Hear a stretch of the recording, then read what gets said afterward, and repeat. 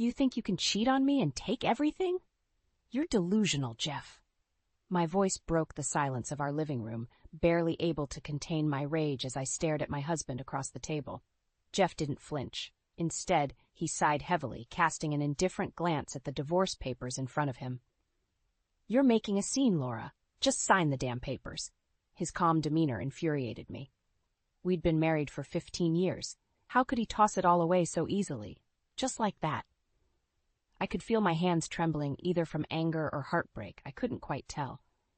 And what about Emily? Have you even thought about her?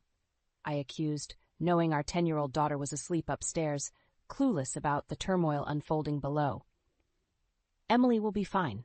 Kids are resilient, Jeff replied, brushing off my concern like a speck of dust. Fine? My voice pitched higher. You think she'll be fine with her father abandoning her for a side piece?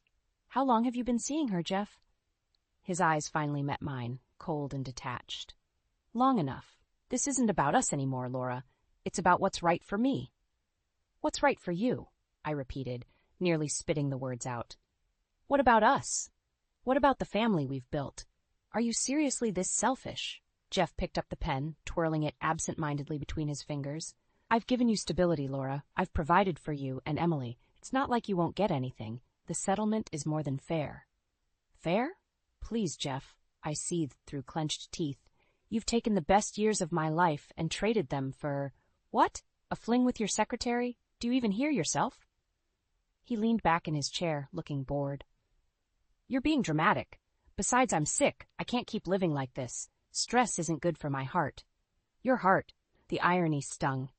If you cared so much about your health, maybe you wouldn't run around with a woman half my age while I hold this family together.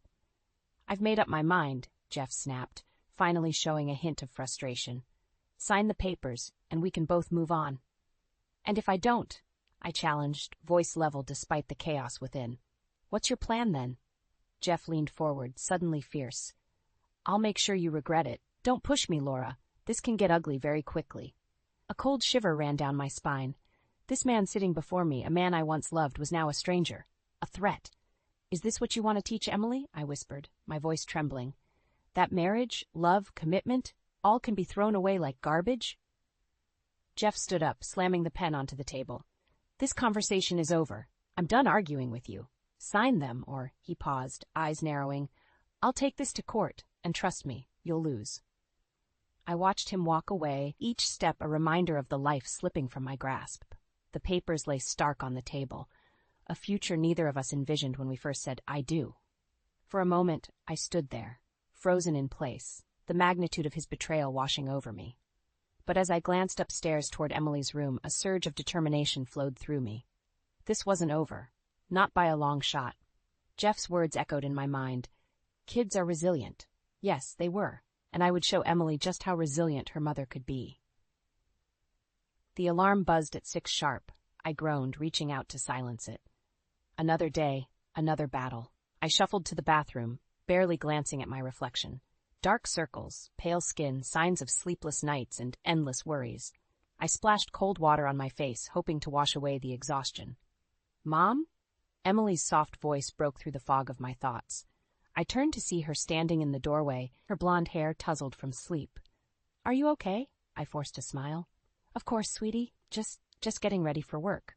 She nodded, but her eyes lingered on my face a moment longer. Can we have pancakes for breakfast? Sure thing.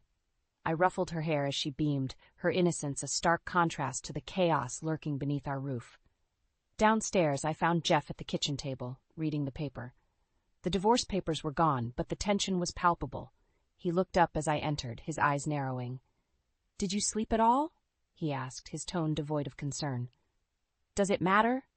I replied, opening the fridge to get the pancake mix. It does if you're going to drag your feet around and make things miserable for everyone, he shot back. I slammed the fridge door, the sound reverberating through the kitchen. I'm not the one making things miserable, Jeff, he snorted, going back to his paper. I'm not getting into this again. Good, I said, pouring the pancake mix into a bowl, because I have no interest in talking to a liar and a cheat. Emily's footsteps on the stairs halted our conversation. Pancakes smell good, she announced, a bright smile on her face as she entered the kitchen. The tension in the room seemed to lift, if only slightly. Morning, Pumpkin, Jeff said, a forced cheerfulness in his voice. Did you sleep well? Yep, she replied, climbing onto a chair. Mom's making my favorite. She sure is, Jeff said, casting a sideways glance at me. Your mom's good at a lot of things. I ignored him, focusing on flipping the pancakes. My phone buzzed on the counter. Monica. I grabbed it and walked toward the living room for privacy. Hey, I greeted her, my voice low. Morning, Laura. Just checking in. How are you holding up? Same as always, I replied with a sigh, trying to keep it together for Emily. You're stronger than you think, Monica assured me. Have you thought about what we discussed? I have, I said, but I'm not sure if I'm ready. He's not going to change, Laura. You need to think about your future, Emily's future. I know, I whispered, trying to keep the emotion out of my voice. I'll talk to the lawyer you recommended. Good. And remember, I'm here for you. Always. Thanks, Monica. I don't know what I'd do without you. I hung up and returned to the kitchen. Jeff was clearing his plate, his expression unreadable. Emily was happily munching on her pancakes, blissfully unaware of the storm brewing around her. I've got to go, Jeff announced, grabbing his briefcase. Right, I said, not looking at him. More important places to be. Don't start, Laura, he warned. I'll be late tonight. Don't wait up. Doesn't matter, I replied flatly. We stopped waiting for you a long time ago. He walked out without another word. Emily looked up, concern flickering in her eyes. Is Daddy mad? No, sweetie, I said, forcing another smile. Daddy's just busy. I hugged her tightly, promising myself I wouldn't let her down. Jeff's betrayal may have shattered our family, but it wouldn't break us. Monica was right. I needed to think about our future. And that future didn't include letting Jeff win. Can you believe he didn't even show up to Emily's recital? I vented to Monica as we sat in the break room. I poured a fresh cup of coffee, the steam rising with my frustration. Monica shook her head, her eyes full of sympathy. He's unbelievable, Laura. How's Emily taking it? She's putting on a brave face, but I can tell she's hurt, I replied, stirring my coffee absent-mindedly. It's like he's ghosting us completely. Monica patted my hand. She's lucky to have you. You're her rock. That evening, another facade unfolded. Jeff walked in, looking pale and worn out. His excuses rang out before I could ask. I'm exhausted, Laura. Don't start. You didn't come to Emily's recital, I said coldly. You promised her, Jeff. He waved away my words as if they were smoke. I told you I'm not well. My doctor says I need rest. Rest? My voice raised an octave. You rest all the time, sleeping in the guest room, avoiding us. What kind of father just checks out like this? His face hardened. I'm doing my best. My health is at risk. Do you want me to end up in the hospital again? No, Jeff, I said through clenched teeth. But Emily needs her father. I need you. Do you even care? He turned away, ending the conversation with a dismissive wave. I'm going to bed. Don't bother me. That night, as I tucked Emily in, I saw the sadness etched on her face. Mom, why doesn't Dad come home anymore? She asked, her voice small. He's not feeling well, sweetie, I said, trying to keep the bitterness out of my voice. But we're here. We'll be okay. Days turned into weeks, and Jeff's presence became even more sporadic. Every night he arrived later, offering more excuses. I started to notice the small things: unfamiliar perfume on his clothes, new shirts I hadn't bought. Suspicion turned to clarity. One evening, as I cleaned up the kitchen, Emily sat at the table working on her homework. She looked up, frustrated. Mom, I don't understand this math problem. I walked over, sitting beside her. We worked through the problems together, my mind half distracted by Jeff's increasing absence. Suddenly, my phone buzzed. Monica again. Hey, I answered, stepping away from Emily's earshot. Laura, I saw Jeff today, Monica said, her voice urgent. He was having lunch with a woman. They looked close. I swallowed hard. Where? At that new cafe downtown.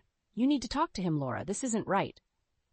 I know, I whispered, glancing at Emily. I'll handle it. When Jeff came home that night, I was waiting. We need to talk, I said, blocking his path to the stairs. What's this about now? He sighed, clearly irritated. Who was the woman you were with today? I demanded. His eyes widened momentarily before narrowing. You're having me followed now? No, a friend saw you, I replied, keeping my composure. Who is she, Jeff? For a moment he said nothing. Then, with a smirk, he said, She's none of your business, Laura. We're done, remember? Not until Emily knows the truth, I said, my voice steady. I won't let you walk all over us. You're making a mistake, he warned, stepping closer. Back off. I can't, I replied, hands trembling but firm. Not this time. He stormed past me, but the impact of his words lingered. The battle lines were drawn, and this time I was ready to fight back. For Emily. For us. Monica closed the office door behind her, an uncharacteristically serious expression on her face. Laura, we need to talk. I looked up from my work, sensing the urgency. What's up? It's Jeff, she said, taking a seat across from me. I've been doing some digging, not just because I'm your friend, but because something doesn't add up. My heart pounded. What did you find? First, I noticed the withdrawals. Small at first, from your joint account, but they're adding up, Laura. I think he's moving money. I felt a rush of anger. He's already taking everything from me. Now the money, too? Monica nodded. And there's more. I followed him after work a few times. He's definitely with that woman, Haley. They're not just seeing each other. They're planning a life together. My stomach churned. The betrayal I felt before was now multiplied. I don't know how much more I can take, Monica. Don't worry, she said firmly. We're getting ahead of this. I've talked to a lawyer. You need to confront him about the money and Haley. That evening, as Jeff walked in, I was ready for him. My eyes met his, unwavering. We need to talk, now. Not this again, he sighed, rolling his eyes. Can't it wait? No, Jeff, it can't, I said, stepping closer.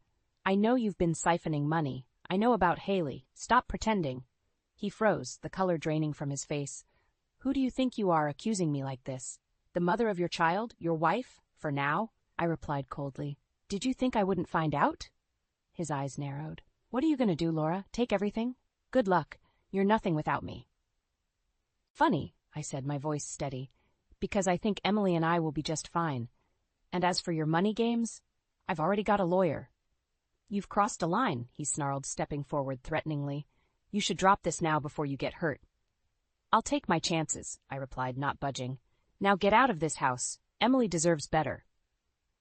For a moment he looked like he might lunge at me, but then he scoffed. You'll regret this, he spat, turning on his heel and storming out. I stood there, shaking. Upstairs, I could hear Emily softly crying. I took a deep breath and headed to her room. She looked up as I entered, her eyes red. Did Daddy leave again? I sat beside her, pulling her into a hug. Daddy's going to be staying somewhere else for a while, sweetheart. Is it because of me? She whispered. No, sweetie. This is between Mommy and Daddy. But we're going to be okay. I promise. As I tucked her in, my phone buzzed with a message from Monica. Good job tonight. Stay strong. I replied with a simple, thank you. Lying in bed, I couldn't sleep. Jeff's threats echoed in my mind, but they didn't scare me. They fueled my resolve. He'd taken enough from us. It was time I fought back. In the morning, I met Monica again. We need to gather more evidence, she said. The lawyer thinks we can get him for embezzlement. I nodded. Whatever it takes. As for Haley, Monica added, she'll be his downfall. Trust me. I smiled for the first time in days. Then let's bring him down. As I walked out, I felt the weight lifting. Jeff may have started this war, but I was going to end it, and I was prepared to fight with everything I had. For Emily, for me, for our future. The weight of the evidence Monica and I had gathered was heavy in my bag as I walked into Jeff's office. His secretary, a young woman with a nervous smile, nodded toward the door. He's in a meeting, but he should be out soon. I waited, my heart pounding with anticipation. When Jeff finally appeared, his face darkened at the sight of me. What are you doing here? We need to talk, I said, my voice unwavering. Now. He glanced around, aware of the eyes on us. Fine, let's go to the conference room. As soon as the door closed behind us, I pulled out the folder and tossed it onto the table. Explain this, Jeff. He looked at the documents, his face paling. Where did you get these? That doesn't matter, I shot back. What matters is that you've been stealing money from the company, and you're going to pay for it. He sneered, but there was a flicker of fear in his eyes. You have no idea what you're getting into. Oh, I think I do, I retorted, and you're not getting away with it. Jeff's bravado faltered. You and Emily, this isn't good for either of you, Laura. Don't you dare bring her into this, I snarled. Everything I'm doing is to protect her from you. For a moment he was silent, then he scoffed. Haley and I have plans, Laura, big plans. You're just a bump in the road. Plans? With your mistress? I laughed bitterly. You're more pathetic than I thought. He leaned forward, fists clenched. I'm warning you, Laura. Back off. And I'm telling you, Jeff, I said, standing my ground. It's over. You're not getting another penny from me or this company. He stormed out, slamming the door behind him. I took a deep breath, trying to steady my racing heart. I knew this was just the beginning, but I was ready for whatever came next. Later that evening, Monica and I sat with the lawyer, Mr. Davis. He meticulously reviewed the evidence. This is significant, he said, nodding. We have enough to move forward. Jeff's legal troubles are just starting. As I walked out of the office, a small weight lifted off my shoulders. But I knew the battle wasn't over. At home, Emily sensed the tension but said nothing, her eyes filled with questions I couldn't yet answer. One night, while Emily was asleep, I decided it was time to confront Jeff directly about Haley. I waited in the living room, the clock ticking loudly in the silence. When he finally walked in, his tie loosened and his eyes tired, I faced him. So, you and Haley, how long has this been going on? He smirked, no longer trying to hide his contempt. Long enough to know I need out of this prison. Prison? I echoed, anger boiling over. That's what you call our family? Jeff shrugged. It's the truth. You and Emily, you're just chains keeping me from being happy. Happy? I spat, trembling with rage. You think betraying your family is going to make you happy? I don't care what you think anymore, Laura, he said coldly. I want the divorce finalized, and I'm moving in with Haley, so you better sign those papers. The finality in his voice hit like a punch to the gut, but instead of breaking me, it steeled my resolve. You're not taking anything else from us, I said, my voice firm. Not our money, not our happiness, nothing. Watch me, Jeff retorted, walking past me without another glance. I watched him go, a whirlwind of emotions surging through me, but one thing was clear. This man would not defeat me. For Emily, for our future, I would fight, and I would win. It had been 3 days since Jeff stormed out, and the house felt lighter without his oppressive presence. I focused on Emily and my job, keeping us both busy. But the looming threat of the divorce still hung over me. I needed to make the next move. Just as I settled in after putting Emily to bed, my phone buzzed. It was Monica. Laura, we need to talk. Urgent. I called her back immediately. What's up? Jeff's been pushing through the divorce papers. He's demanding custody of Emily, claiming you're unstable. A cold shiver ran through me. He can't do this, Monica. He thinks he can, she replied. But remember, we have the evidence. We need to act now. All right, I said, my voice steadier than I felt. I'll contact Mr. Davis first thing in the morning. The next day, seated across from Mr. Davis, I explained Jeff's latest ploy. He listened intently, nodding. We need to move quickly. I'll file for an emergency hearing to contest his demands for custody, and will present the financial evidence. I spent the following days gathering my strength. Emily was my world, and there was no way I would let Jeff manipulate the system to take her from me. The hearing date arrived. I dressed carefully, choosing an outfit that made me feel strong and capable. Monica accompanied me for support, her presence a comforting anchor. In the courtroom, Jeff sat with his lawyer, a smug look on his face. When the judge called our case, I felt a surge of determination. Mr. Donovan, the judge began, you're requesting full custody of your daughter on the grounds of your wife's instability. Is that correct? Jeff's lawyer stood. Yes, Your Honor. Mr. Donovan believes it's in the best interest of the child. Our evidence will prove otherwise, Mr. Davis interjected, handing the judge a folder. The judge reviewed the documents, his expression grave. Financial embezzlement, infidelity, these are serious accusations, Mr. Donovan. How do you respond? Jeff's face turned red. These are all lies. Laura's trying to ruin me. Mr. Davis stood again. We have irrefutable evidence, Your Honor. Bank statements, photographs, witness testimonies. The judge glanced at me, then back at Jeff. Given the severity of these accusations and the evidence presented, I am issuing a temporary restraining order against Mr. Donovan. Custody remains with Mrs. Donovan. The gavel came down, and it felt like a weight had been lifted from my shoulders. Jeff stormed out, glaring at me. This isn't over, Laura. I know, I replied calmly, but I'll be ready. That evening, Monica and I celebrated quietly at my place. Emily sensed the victory and her spirits lifted. I'm so glad Daddy can't take me away, Mom, she said, hugging me tightly. Me too, sweetie, I whispered. Me too. As we sat together, a message pinged on my phone from Mr. Davis. I've uncovered more. Jeff and Haley have been involved in illegal money schemes. This could end his career and more. I looked at Monica, resolve hardening within me. Let's finish this.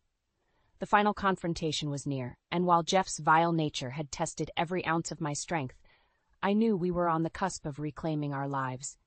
And now, more than ever, I was ready to face him and set things right for Emily and me. Days passed, and with each one, the tension rose. Monica and I worked with Mr. Davis, gathering more evidence against Jeff. His downfall was inevitable, but it couldn't come soon enough. One evening, just as I was cleaning up after dinner, Jeff barged in. The smell of alcohol hit me first, sharp and acrid. "Laura, we need to talk," he slurred. "Jeff, you shouldn't be here," I said, standing firm. "There's a restraining order." He ignored me, his eyes wild. "You think you can ruin my life and get away with it?" "You did this to yourself," I replied calmly. "You need to leave, now." Suddenly, he grabbed my arm, his grip tight. "You'll regret this, Laura." "Let go," I shouted, yanking free just as Monica walked in from the kitchen. "What's going on here?" she demanded, stepping between us. Jeff pointed a trembling finger at me. "This isn't over. I need that liver transplant, Laura, and you're going to help me. It's my right after everything I've done for you." I stared at him, the absurdity of his demand sinking in. "No, Jeff," I said firmly. "You don't deserve anything from me, especially not my liver. You think you can just walk away unscathed?" He snarled, his voice rising. "You'll regret this, Laura." Monica pulled out her phone, dialing quickly. "Security is already on the way, Jeff. You'd better leave." At that moment, Jeff's face contorted with pain, and he clutched his chest, gasping for breath. "What the hell did you do, Laura?" He wheezed as he collapsed onto the floor. "I didn't do anything," I replied, watching as he writhed. "Karma's catching up to you." Minutes later, the police and paramedics arrived. They subdued Jeff and attended to his medical emergency. I watched from the doorway as they wheeled him out, my emotions a whirlwind. This man had caused so much pain, yet seeing him like this? Monica placed a hand on my shoulder. "You did the right thing, Laura. Remember that." The following days were a blur of legal meetings and emotional conversations with Emily. When Jeff was released from the hospital, he was immediately arrested. Monica had leaked the evidence we collected to the authorities, and Jeff's crimes were now public knowledge. "What will happen to Daddy?" Emily asked one night, her eyes wide with worry. "He broke the law, sweetheart," I explained gently. "He has to face the consequences." "But will he be okay?" she pressed. I hugged her close. "He'll get the help he needs, and so will we. We're going to be okay." Court proceedings moved quickly. The evidence was irrefutable, and Jeff's once arrogant demeanor crumbled under the weight of his actions. The judge sentenced him to prison, his empire of lies and deceit collapsing around him. As Jeff was led away in handcuffs, he cast one last venomous look at me. "This isn't over, Laura," he spat.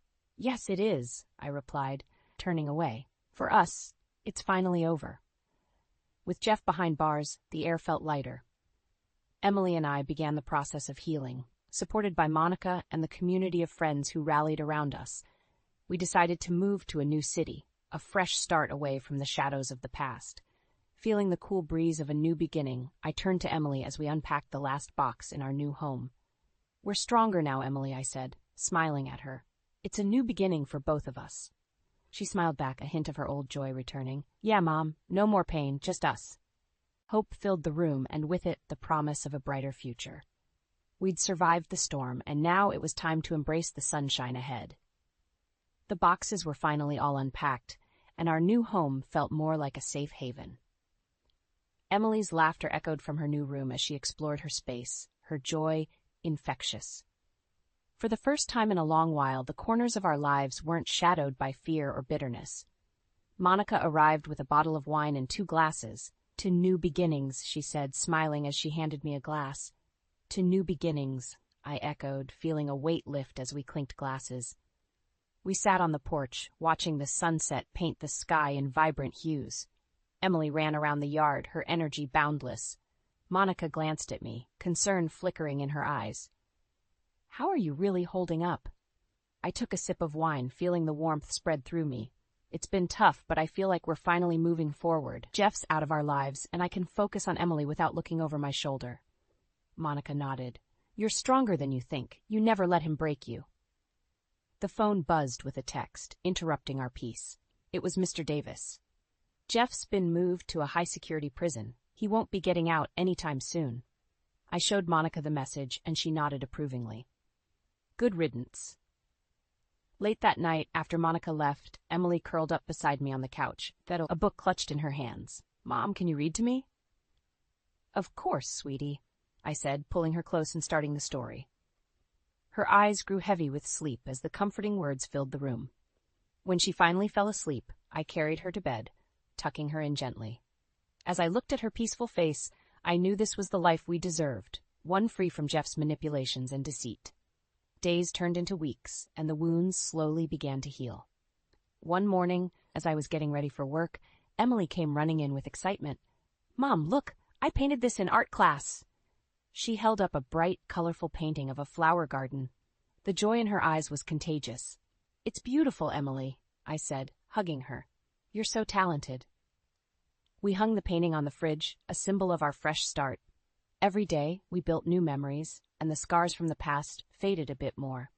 At work, I threw myself into new projects, finding purpose in my career. Monica and I often collaborated, our friendship stronger than ever.